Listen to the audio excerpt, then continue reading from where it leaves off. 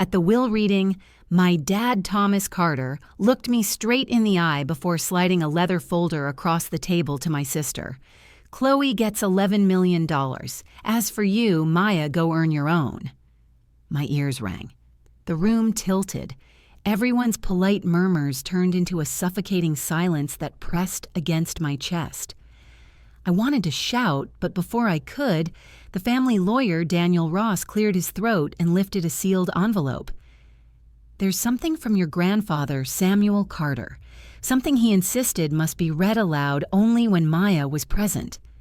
My mom, Linda, shifted uncomfortably. My sister smirked, twirling the diamond bracelet she'd flaunted since morning. And then Daniel began to read the first line. The words struck like thunder. My mother's face drained of color, and she suddenly screamed, shattering whatever illusion of control the Millers thought they had. When the meeting finally broke apart, I drove straight to the ranch house where my grandparents had lived all their lives. The place looked smaller than I remembered its paint, peeling the porch, sagging under years of neglect. Yet the faint jingle of the wind chimes still echoed the same sound that once meant safety, summer nights and Samuel's laughter drifting across the fields. Now it felt hollow, like a memory I wasn't supposed to touch. I hadn't been back in over a year, not because I wanted distance, but because I was told there was no one left to visit. So when the front door creaked open and Eleanor Carter, my grandmother, appeared in the doorway, I froze. Her eyes were sharp, her arms crossed. "So you finally decided to show up," she said coldly. The words stung worse than any slap. My voice cracked.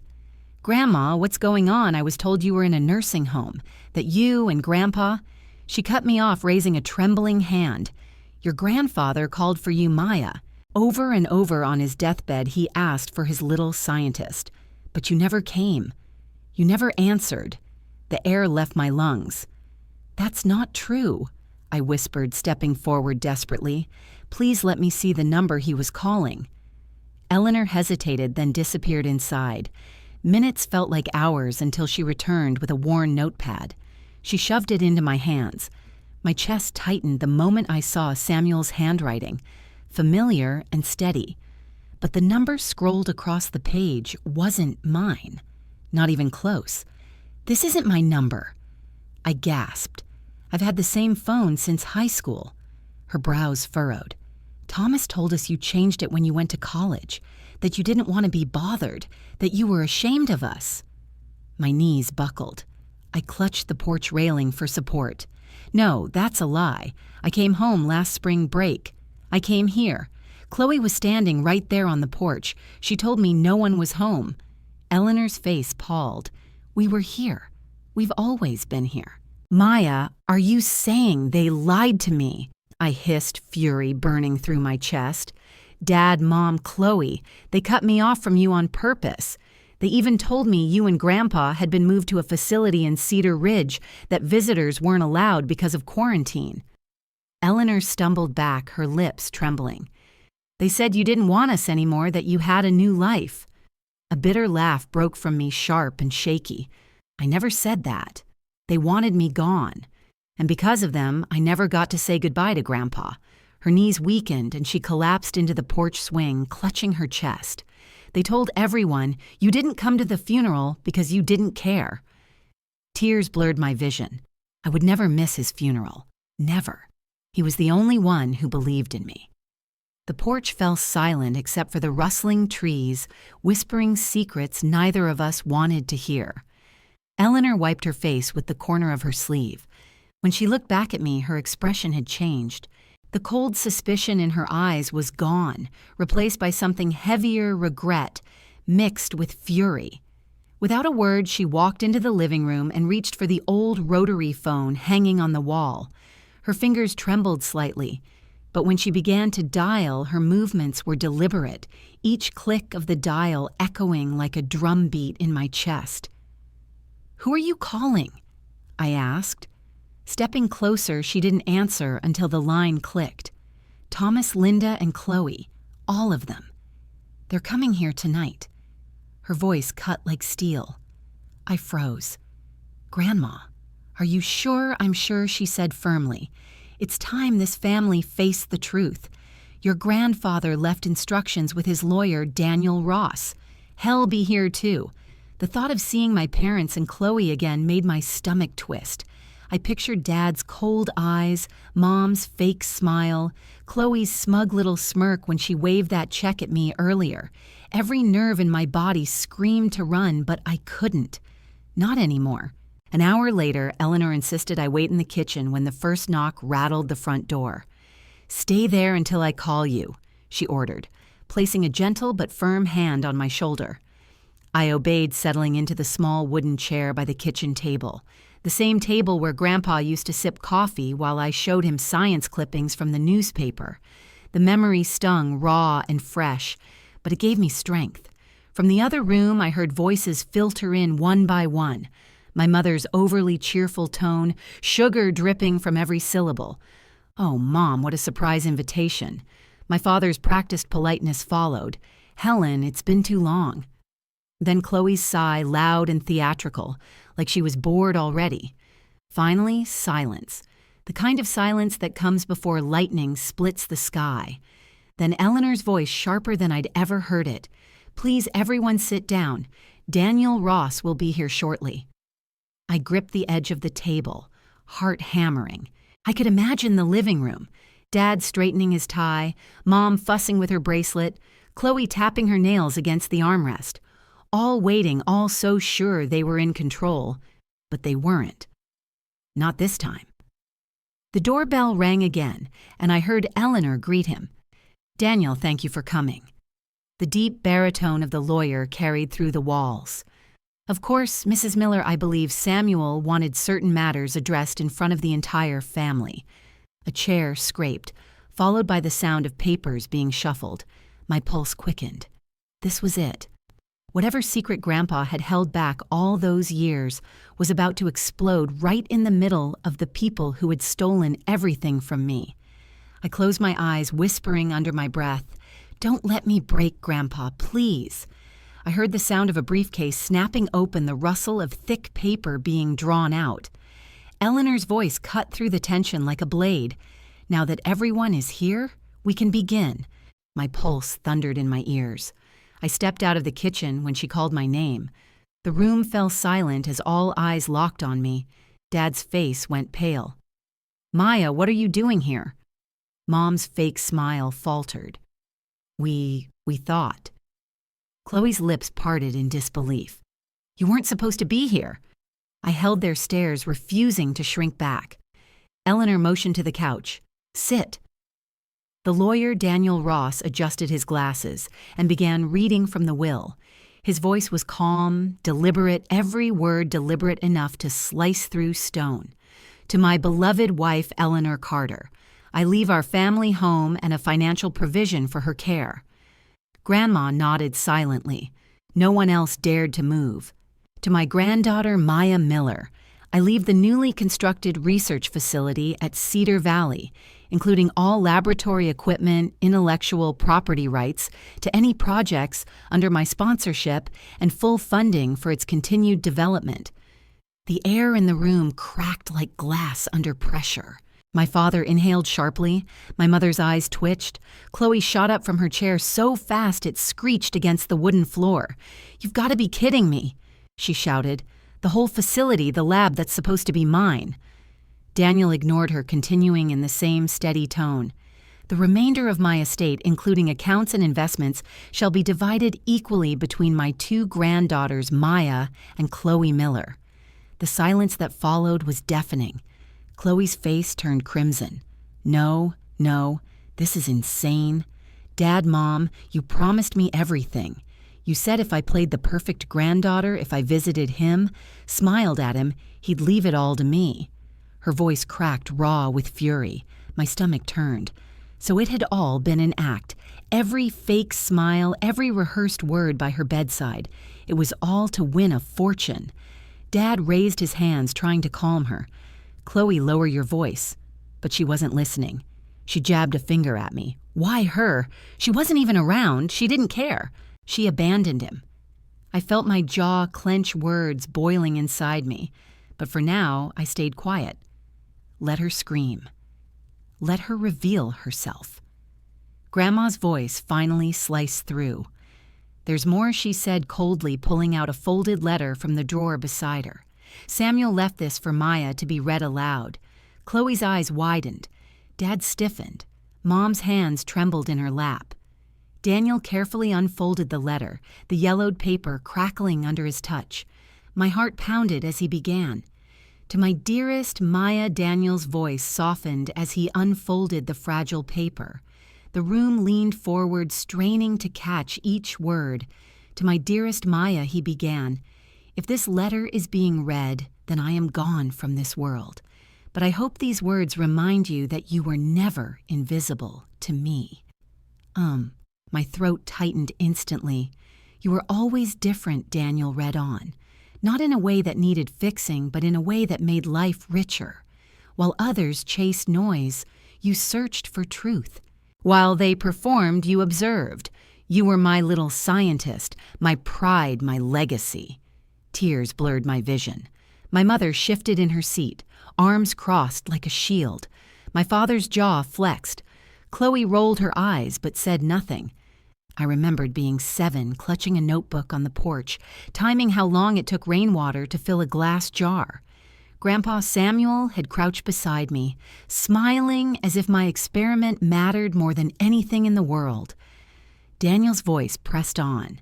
"I watched you grow up with questions no one else wanted to answer. I saw how your joy dimmed every time your mother brushed you off, every time your father changed the subject. I saw how they poured all their attention into Chloe while you built your own path in silence." Grandma Eleanor's hand reached for mine. I gripped it tightly. "I don't blame your sister entirely." Daniel continued reading Samuel's words. She played the part they gave her. "But you, Maya, you wrote your own script. Own. That courage made me proud beyond words." A sob tore out of me before I could stop it. I remembered the night I'd won the regional science fair, standing with a trophy in my hands. Unsure whether to be proud or ashamed, my parents hadn't shown up. They'd been at Chloe's rehearsal instead. I asked Grandpa if we could hide the trophy under my bed so my parents wouldn't look at me like I was a stranger, and he'd nodded, his eyes heavy with sorrow. Daniel's voice grew quieter. "You deserved recognition, warmth, a space to be exactly who you are. I can't rewrite the past, but I can build your future. That is why I left you the lab, because you are not a mistake. You are the miracle our family never understood." The words hit me like thunder rolling across the plains. My chest heaved as I fought back so across the room. Chloe's face hardened crimson with envy. My mother looked away. Her lips pressed tight. My father's hands clenched into fists, knuckles white. I whispered to myself almost too softly to hear. He saw me. He always saw me. The letter trembled in Daniel's hand as he folded it shut. The silence that followed was unbearable thick, with all the years of lies and neglect suddenly dragged into the light. Grandma finally spoke, her voice steady as stone. "Now the truth is out. What happens next is up to all of you." The letter barely left Daniel Ross's hands when Chloe exploded. "This is ridiculous," she screamed, shooting up from her chair. Her fists slammed against the table so hard a water glass toppled and shattered on the floor. Why should she get anything? She wasn't even here when Grandpa was sick. I was the one visiting him, smiling, listening, playing the perfect granddaughter. And this is how he repays me. My chest burned. I rose slowly, my chair scraping the wooden floor. "The perfect granddaughter," I said quietly, but my voice carried like a whip. "You mean the actress? You never cared about him. You cared about the payday." Her head snapped toward me, eyes blazing. "Shut up. You don't know anything. I know plenty." I shot back, my voice trembling but fierce. "You lied to me. You told me no one was home when I came to visit. You stood on that porch and looked me in the eye, and you shut me out. Grandpa thought I abandoned him because of you." For a second, Chloe faltered, her lips twitching. Then she pointed at me like I was poison. "You're lying. You're just trying to steal what's mine." I laughed bitterly. "Steal no Chloe. It was never yours to begin with. Enough. My mother's voice cracked like a whip. She stood abruptly, her hands trembling, but her tone sharp. Maya, stop lecturing your sister. You don't understand the pressure she's been under. You don't know the sacrifices she made. My hands curled into fists. Sacrifices, I barked out, a hollow laugh. Like what? Pretending to care. Smiling on command, you call that sacrifice. Try growing up invisible in your own home. Dad finally stood adjusting his shirt collar like he was preparing for a boardroom negotiation. His voice was smooth, calculated. Maya, let's be reasonable. You've already had your education paid for. The science camps, the competitions, the travel. You know how much that cost us. Isn't that enough? My blood boiled. Enough! My voice cracked and tears burned in my eyes. You didn't pay for any of it. Grandpa and Grandma did. Every camp, every trip, every piece of equipment. I saw the checks. It was them, not you. Dad's face tightened, but I pressed on louder, now my words tumbling like fire. You didn't support me. You tolerated me. And you only tolerated me because Grandpa believed in me when you didn't. Don't you dare stand there and pretend you gave me anything. And the room vibrated with tension. Chloe's breathing was ragged, her fists clenched. Mom's eyes darted between us, desperate to hold her crumbling mask. Dad's calm facade fractured, his lips twitching. Family means sacrifice, Mom snapped finally. And if you want to honor your grandfather's memory, you'll sign over your share. Chloe needs this more than you do. Her words cut through me like a blade. My chest heaved, but I refused to cry. Instead, I straightened my shoulders, feeling Grandpa's presence behind me, his words echoing. You are not a mistake. You are a miracle. I will not sign over anything. I said firmly, my voice low but steady. This isn't about money. This is about truth. Grandpa trusted me. He built the lab for me, and I won't let you twist his legacy into your transaction. Chloe let out a bitter laugh, her voice cracking under the weight of her rage. Transaction? You think you're better than me. You've always thought you were better. That's why nobody wanted you around. That's why you don't belong here. I stared at her, at all of them. The family that had twisted love into power, that had built a wall between me and the only man who ever believed in me. My heart pounded, but for the first time in years, I wasn't afraid. You're right, I whispered. I don't belong here, not with people who traded love for greed. The words hung in the air heavier than the silence that followed. The silence after my words was suffocating, thick enough to choke on. Chloe's chest rose and fell in sharp bursts, her nails digging crescent moons into her palms. My father stared at me like I was an enemy across a battlefield. My mother's lips trembled, but her eyes blazed with resentment. And then Grandma Eleanor rose from her chair, slowly, deliberately, her frail hands gripping the armrest for balance. She looked smaller than she once had, but her voice, when it came, was thunder. "How dare you?" she said, each syllable like a strike of lightning. "How dare you stand in this house that Samuel built and speak of sacrifice?" Thomas blinked. "Mother, please, no." Eleanor's hand slammed against the wooden table. The sound cracked through the air. "Do not mother me, Thomas. You deceived your father. You lied to him while he was dying. You told him Maya wanted nothing to do with him. You stole her from his last days." Linda stood quickly, voice trembling with feigned dignity. "We did what we thought was best. She was always difficult. She needed distance. And Samuel, don't you dare use his name as a shield." Eleanor snapped her eyes like steel. "You poisoned his heart with lies. And you," she turned toward Chloe, "you played along. You wore your smiles. You said your lines. You begged a dying man for his favor. That was not love. That was a transaction." Chloe's face twisted, but words failed her. "You all should be ashamed." Eleanor continued, her voice cutting through every excuse, every mask.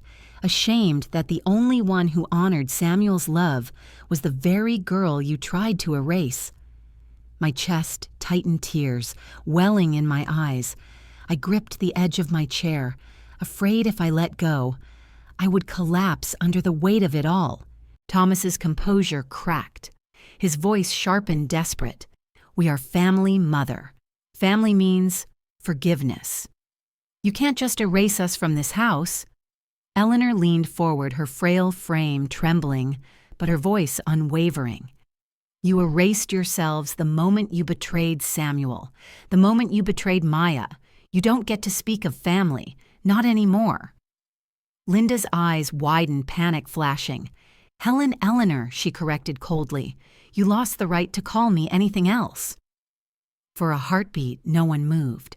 Then Eleanor straightened her voice, calm but deadly. "Leave, all of you. You are not welcome here." The room froze. Thomas scoffed, trying to gather dignity. "This is absurd. Will contests the will. You'll do nothing." Eleanor interrupted, her tone final. "Samuel's words are clear. His lawyer is present and his legacy is protected. But you will walk out of this house right now." The air snapped like a breaking bone. Chloe stormed toward the door first, her heels clacking like gunshots against the wooden floor. She flung the door open, muttering curses under her breath. Linda followed, her mask finally slipping into pure fury. "You'll regret this," she spat, though her voice shook. Thomas lingered a moment longer, his eyes narrowing at me. "You think this is over," he hissed. I met his glare with steady defiance. "It already is." And with that, he turned sharply, his footsteps heavy as he marched out the door. The door slammed shut behind them, rattling the old frame. Their car door slammed, the engine roared, tires crunched against gravel. Then silence, not the sharp, suffocating silence from before. A new silence, lighter, freer, like a storm had finally passed. I exhaled shakily, my knees nearly buckling. Eleanor placed a hand on my shoulder, her touch gentle yet firm. "They're gone," she whispered. "For good." I nodded, tears streaming down my face. But for the first time in years, they weren't tears of weakness. They were release. 6 years. That's how long it had been since the sound of slamming car doors faded into the distance, carrying my parents and Chloe out of my life. 6 years since Eleanor and I sat in the quiet ranch house, clinging to each other like survivors of a storm. Now the storm was only a memory. In its place stood the Samuel Carter Innovation Center. The lab Grandpa had left me expanded into something far beyond what even he might have imagined. 5 buildings rose against the Redwood State skyline, glass walls gleaming in the sun, green houses stretching into the horizon, fields of experimental crops glowing with possibility. I walked through the lobby every morning past the portrait of Grandpa Samuel smiling beneath a sunflower field. The plaque beneath it read, "For the dreamers who invest in those the world overlooks." I touched it each day like a prayer. Inside the hum of machinery, the scent of earth from greenhouse soil, the chatter of researchers. It was the sound of legacy becoming reality. 27 scientists worked under our roof, tackling everything from drought-resistant crops to eco-friendly irrigation. My closest friends from university, Tara Johnson and Micah Lee, now led their own departments. Sometimes we still laughed over burned popcorn in the break room, but other times we stood together in awe, watching farmers from struggling communities take home solutions that changed their lives. Last spring, we launched the Little Scientist Initiative, a summer camp for rural kids who reminded me too much of myself. Shy, overlooked, burning with questions, no one around them bothered to answer. 15 children came that first year. One of them, a quiet 13-year-old girl with thick glasses, handed me a notebook filled with observations about bee populations in her hometown. Her calculations were messy, but her eyes shone with the same spark Grandpa once saw in mine. When I told her she was brilliant, she whispered, "You actually read it." I had to turn away to hide my tears. It was during the second summer of the program that Chloe returned. I still remember the way she walked into the lobby, hesitant, stripped of her old armor of diamonds and arrogance, her hair pulled back simply. No glittering jewelry, no smug smile, just uncertainty. "I don't expect forgiveness," she said quietly, staring at Grandpa's portrait. "I just wanted to see what he built for you, what you've built with it." For a moment, I couldn't speak. The memory of her lies, her laughter when I was shut out, the cruel words she spat at me, it all pressed down on my chest. But then I remembered Grandpa's letter. She played the part they gave her, so I gave her the tour. She walked through the labs with wide eyes, asked questions she never would have cared about before, paused at the community garden, where local families harvested their own food. "He always knew who you were," she said at last, her voice cracking. Even when I pretended not to, we didn't reconcile with hugs or tears. The wounds were too deep for that. But twice a year, Chloe came back to volunteer at the camp. She taught the kids how to present their ideas, clearly how to speak with confident skills she had mastered in her old life of performance. It was a small bridge, but it was something. As for Thomas and Linda, they disappeared into a parallel world. Last I heard, they'd moved to Florida. Dad retired early from his firm. Mom posing at charity galas with practice smiles. Their names appeared in business journals and social columns, but never in my inbox, never at my door. And that was fine because I no longer needed them. The only family I had left was the one that mattered. Eleanor, who now lived in a small apartment attached to my home, close enough for me to bring her coffee each morning. And the family I built here. Scientists, dreamers, children with notebooks in hand. For the first time in my life, I wasn't invisible. I was exactly where I was meant to be. It was late autumn when Eleanor called me into her room. She was 87 now, her body slower, but her eyes still sharp, still carrying the same fire that had silenced an entire family 6 years ago.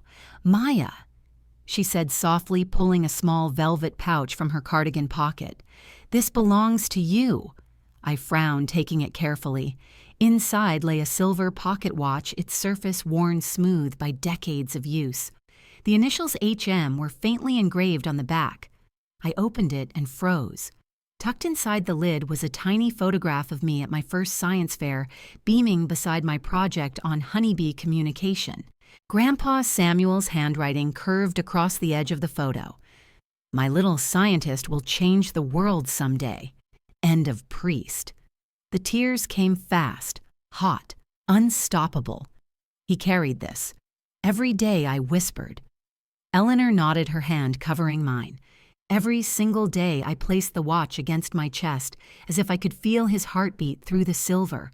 The years of neglect, the betrayals, the screaming voices at that cursed will reading, they all fell away. What remained was his faith, etched into metal, immortal in words. That night I walked out to the old bench behind the ranch house. The fields stretched dark and endless under the stars. I held the pocket watch up to the sky, the moonlight glinting off its surface, and spoke aloud, though no one could hear me. "You were right, Grandpa. They tried to make me smaller, but I grew anyway. And now I will make sure no child ever feels invisible again." The wind rustled through the trees like a quiet answer. For the first time in my life, I felt whole. Not because of the inheritance, not because of the lab, but because I finally understood. Legacy isn't measured in money or titles. It's measured in belief. And Samuel Carter had believed in me enough to change everything. I closed the watch, gently tucking it into my pocket, and whispered, "I'll carry you with me."